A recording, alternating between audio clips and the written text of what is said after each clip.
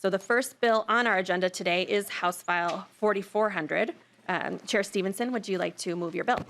Thank you, Madam Chair. I'll move House File 4400 be re-referred to the Judiciary, Finance, and Civil Law Committee. Chair Stevenson moves that House File 4400 be re-referred to the Judiciary, Finance, and Civil Law Committee. To your bill. Thank you, Madam Chair, members of the committee. House File 4400 results from a report produced by the Attorney General's office at our direction related to social media.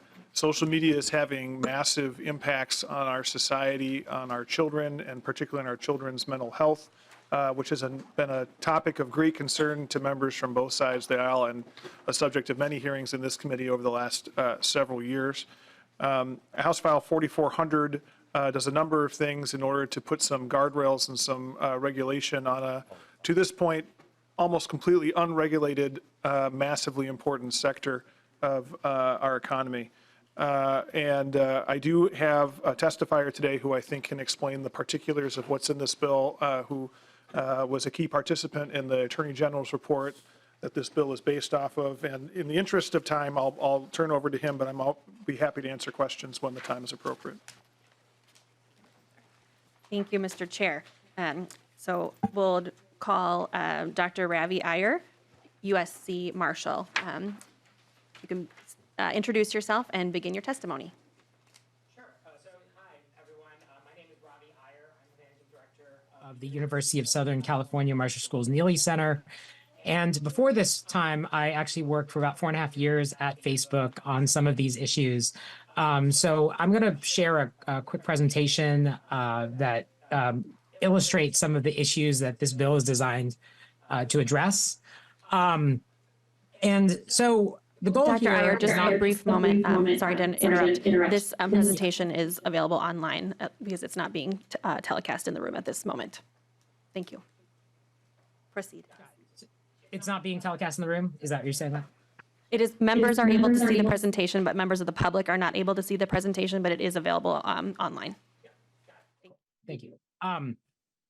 So the goal of the bill is to prevent unwanted experiences by users. And so HF 4400 mandates that platforms follow the user's explicit desires rather than assuming that the things that people spend time on are truly the things that they want. So I'd like to go over 4 main features of the bill. It mandates privacy by default, responsible amplification, sensible rate limits, and non-encouraging greater usage for children. And then it also has some transparency provisions that help us eliminate future risk where platforms might be engaging in design choices that encourage unwanted experiences for users. So I'll go through each in turn, talk about the problem, and then the solution that the bill proposes. So first, privacy by default.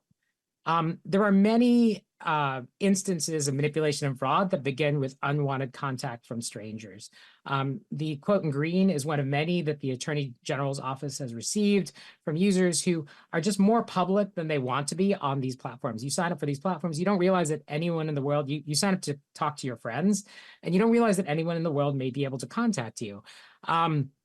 Oftentimes, kids don't realize that an attractive stranger might actually not be the person they say they are. They might just be excited. That's just part of being a kid, right? And it's not most kids that are reporting these kinds of experiences, but it's a significant minority. So in one study in Utah, 26% of adolescents reported getting involved in unwanted conversations. In internal research from Meta, 1 in 8 users under the age of 16 reported unwanted sexual advances on Instagram. And sometimes these things, don't lead anywhere, but sometimes they can really have grave consequences. So the FBI recently released a report warning people about sextortion, often targeted at young boys. They document over 12,000 cases in the past few years. Unfortunately, in about 20 of these cases, youth actually committed suicide. And these are just cases that, rose to the level of seriousness. They got reported to the FBI. Obviously, youth are not going to be they're going to be somewhat embarrassed about reporting these cases. So our solution to these kinds of issues is just mandating that messages cannot be sent outside of from outside of a user's existing extended network. You sign up for this platform, you can add a few friends. The friends of those friends can contact you and befriend you, but it's not just anyone in the world can all of a sudden discover you and start asking to be your friend.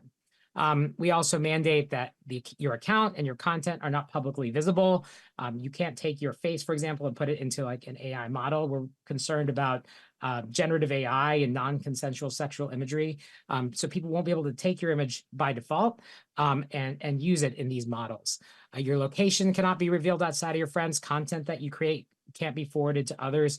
And notably, these are all things that users can change, right? These aren't permanent settings, but by default, you start out private, and then you can become public later on if you want to be, right?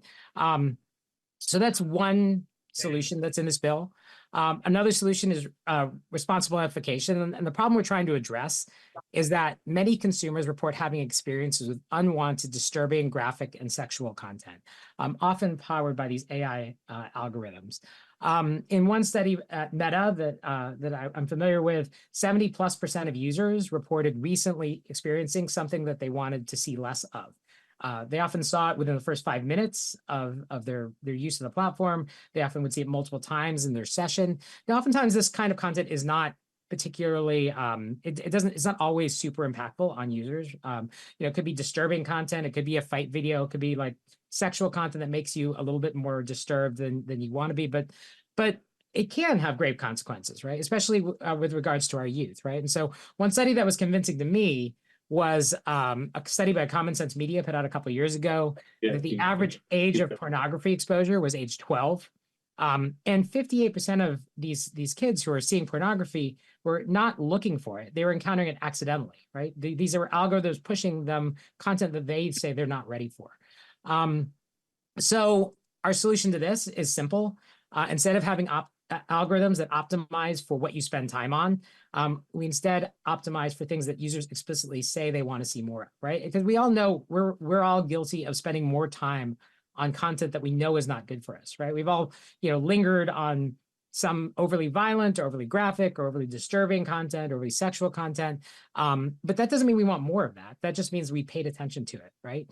And so if we actually anchor on what users explicitly want to see, or what they perceive to be high quality, we'll get better outcomes. And a lot of these users who are encountering content by accident that they don't want won't get that kind of content.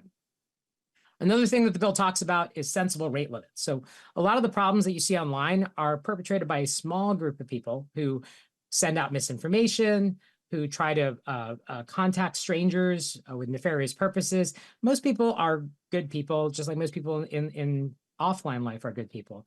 But when you allow a small group of people to dominate a conversation, invariably that small group of people ends up being the problematic group.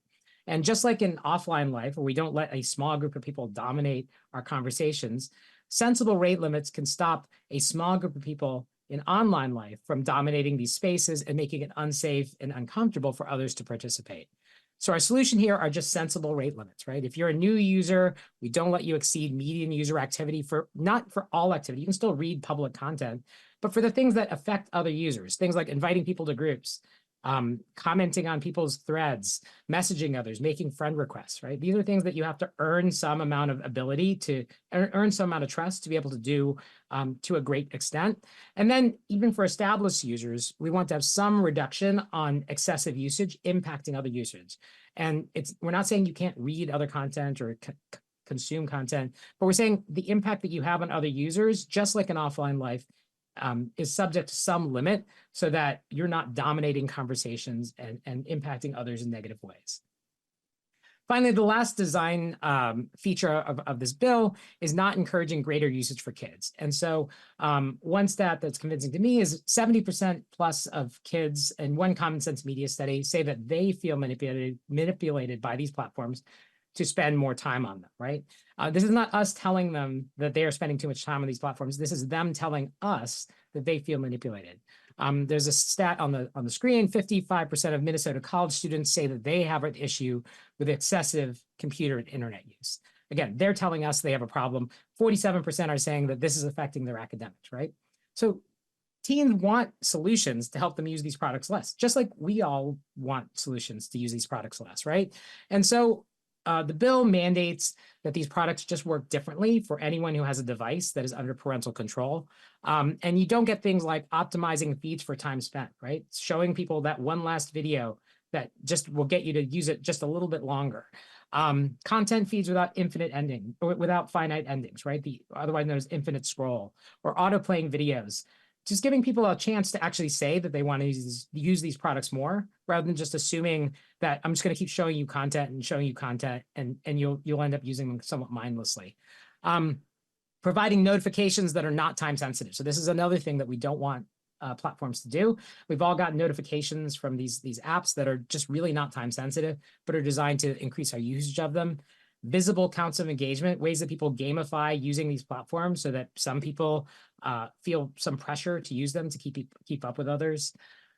These are all things that we want to ban, and the projected impact of this, we don't have any illusion that this is going to solve all the bad things that happen online.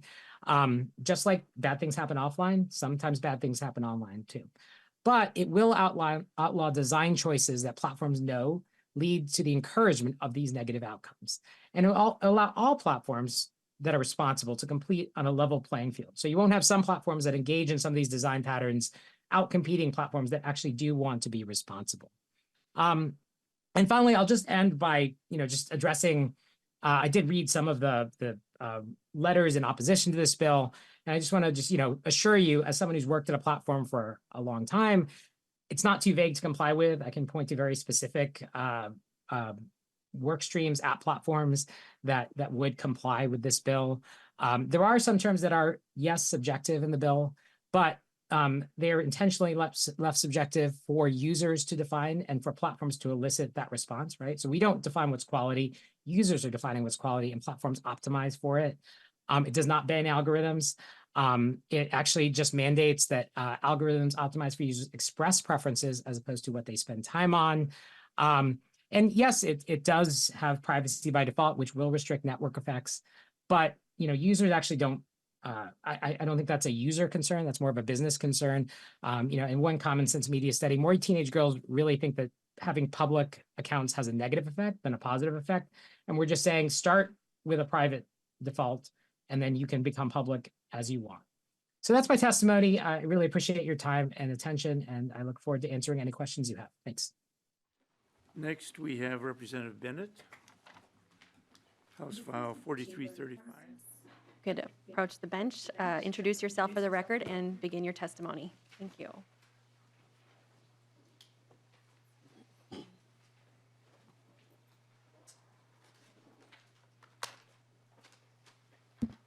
Can you hear me okay? Great.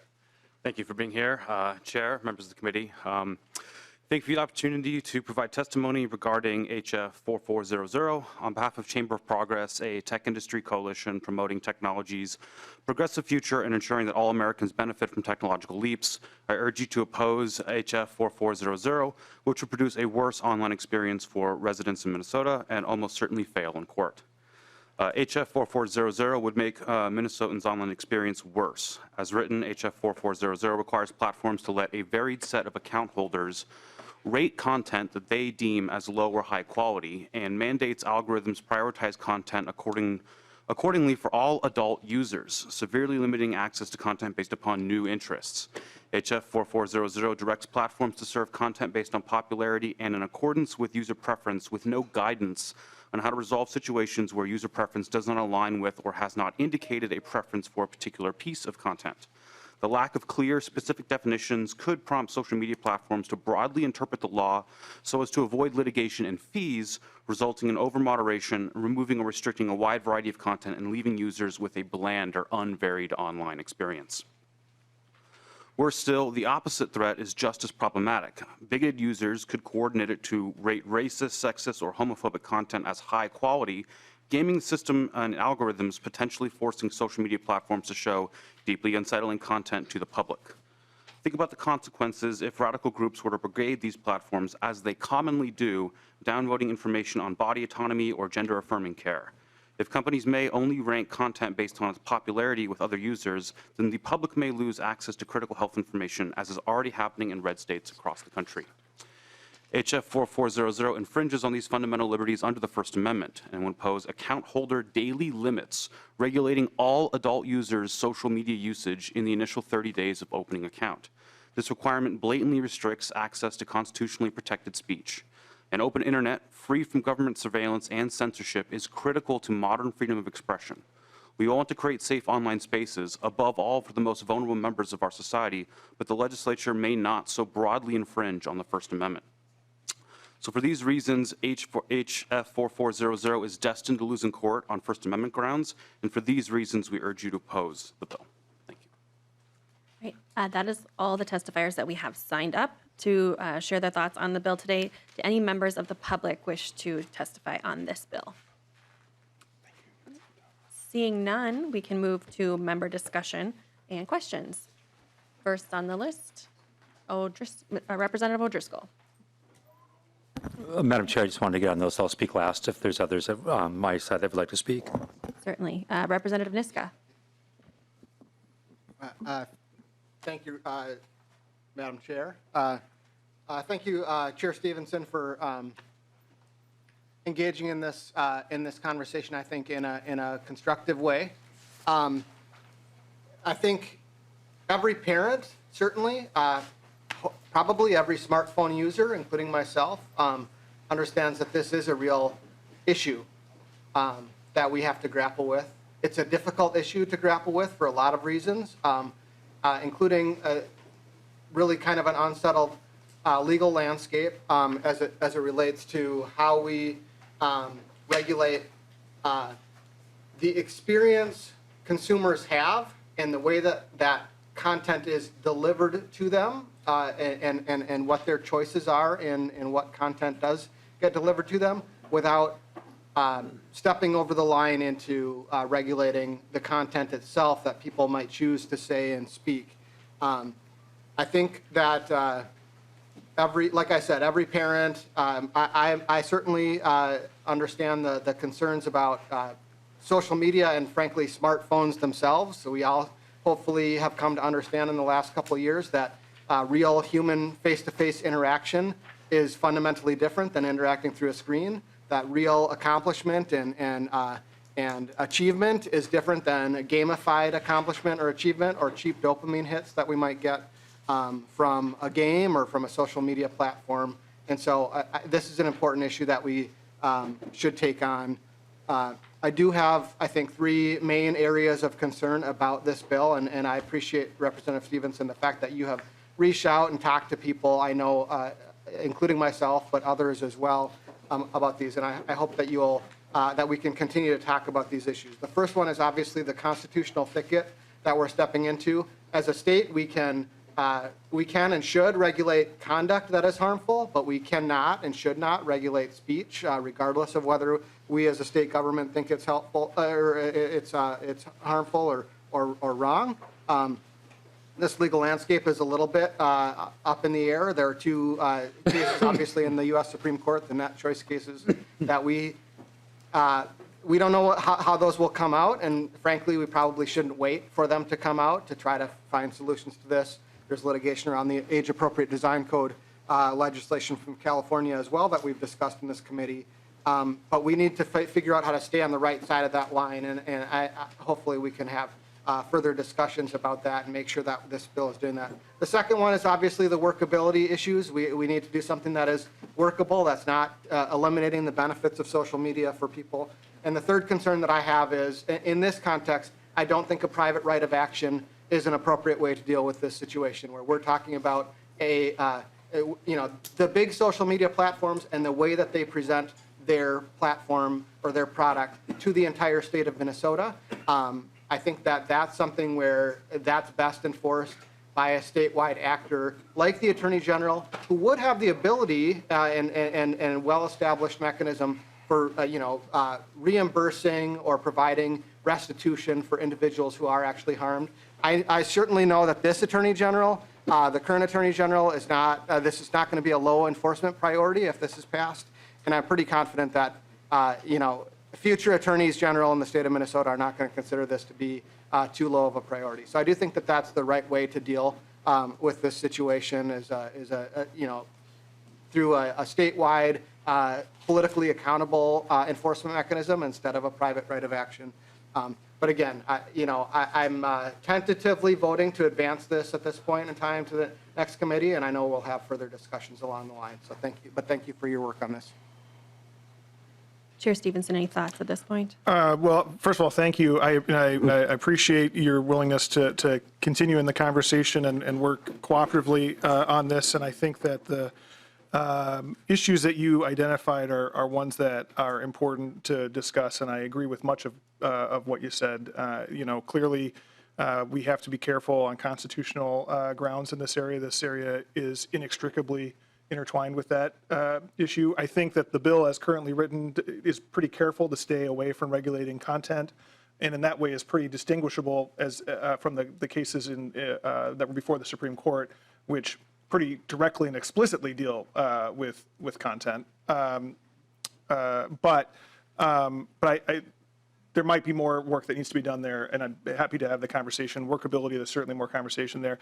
And actually, I will say, we did put in the private right of action, in order to ensure that there is good enforcement of this. But I will admit to having mixed feelings about it myself. In addition to what you mentioned, I would note that bad cases make bad law. And this is an area where I think having the Attorney General decide what cases are being brought forward could result in a better definition of the legal landscape than if anyone can bring whatever lawsuit they want under this. So I'm open to that concept. There's definitely a trade-off there if you don't have the private right of action, but I'm open to the conversation about it. Any follow-up, Representative Niska? Thank you, Representative Katiza-Watun and Chair Stevenson.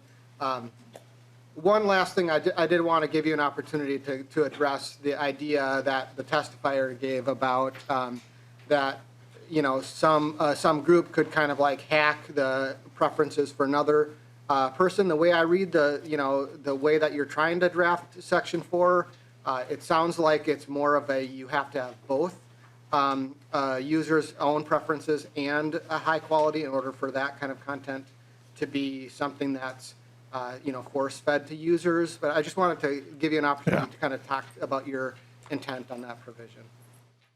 Chair Stevenson. Thank you, Madam Chair. Representative Niska, thank you for raising that, because I'm glad to correct the misunderstanding of the bill that the testifier clearly had, because the bill does the exact opposite of what he was saying. Under the bill, content has to be prioritized based on the user's preference. So you have to say, I want to see more of this or less of this, and they can't prioritize engagement over your own preferences. So if a platform knows that some other content is very engaging because a whole bunch of other people are asking to see it, but you say, I don't want to see it, what the bill says is they have to prioritize your view.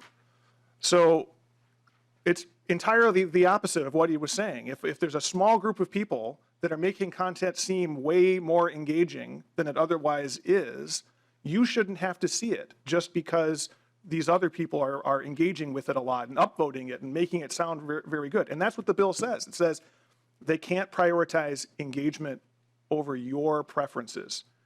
Puts the user in control. And so it's exactly the opposite of what the testifier was saying. I'm sure it's just a misunderstanding that can be corrected by looking at the bill more carefully. Representative New Brindley. Thank you, Madam Chair, and thank you, Representative Stevenson. I think we're heading in the right direction. I appreciate that.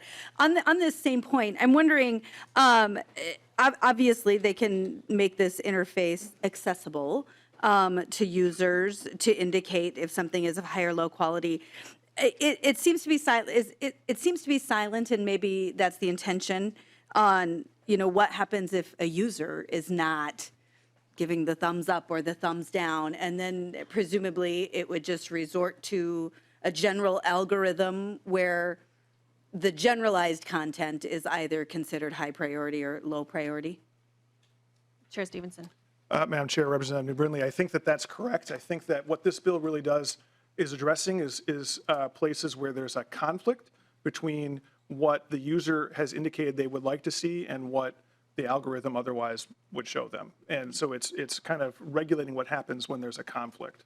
Representative New Brindley. Thank you, Madam Chair, and thank you, Chair Stevenson. And clearly, there's a language about privacy.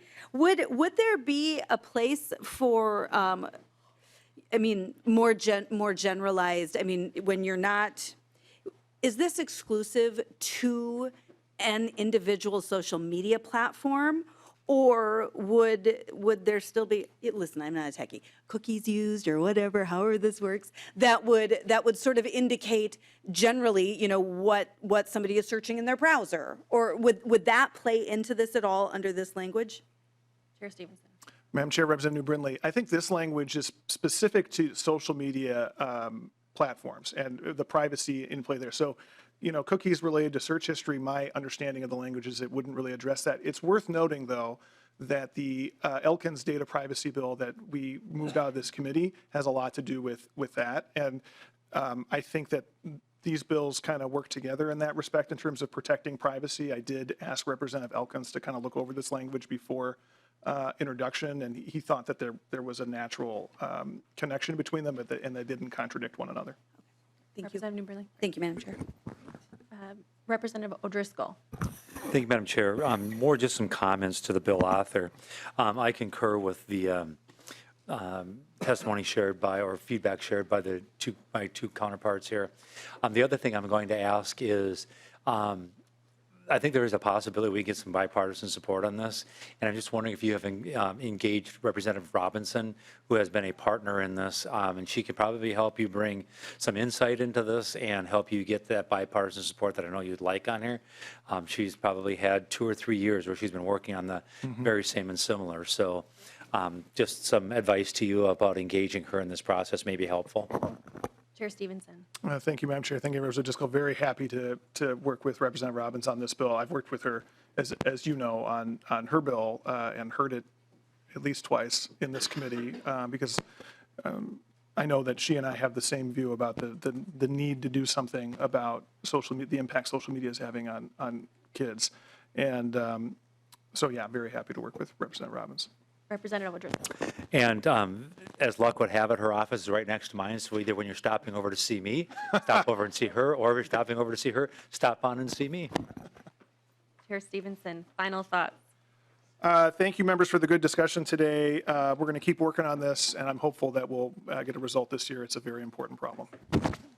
Chair Stevenson renews his motion that House File 4400 be re-referred to the Judiciary, Finance, and Civil Law Committee.